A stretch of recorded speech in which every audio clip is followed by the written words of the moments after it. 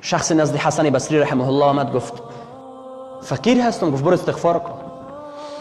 یک شخص دیگه آمد نزد حسن بصری گفت من اولاد ندارم، گفت برو استغفار کن.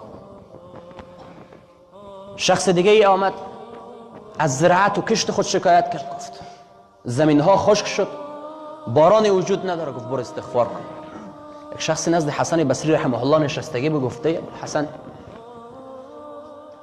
گفت دکتر وقتی که مریض برش مراجعه میکنه نسخه ها و ادویه متفاوت است، مریضیشان متفاوت است، ادویه هم متفاوت میشه، نسخه دکتر متفاوت میشه. چی قسم شد که هر مریضی آمد تو یک دوا برش دادی؟ استغفار استغفار استغفار.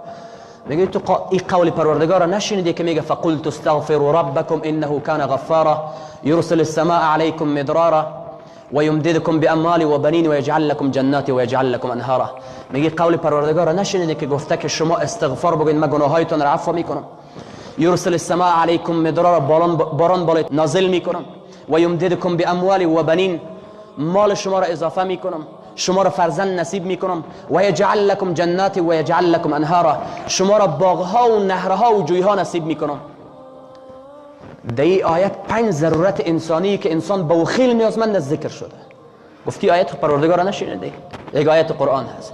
با یک استغفار گناه ها عفو میشه، در مال و اولاد افزوده میشه، باغهایی که انسان ها داره و نشونمویش بیشتر میشه، زراعت و کشتان نمو میکنه.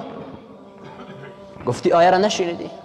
بعد از اونها متیقن شدن که راه حل برای هر مشکل استغفار هست.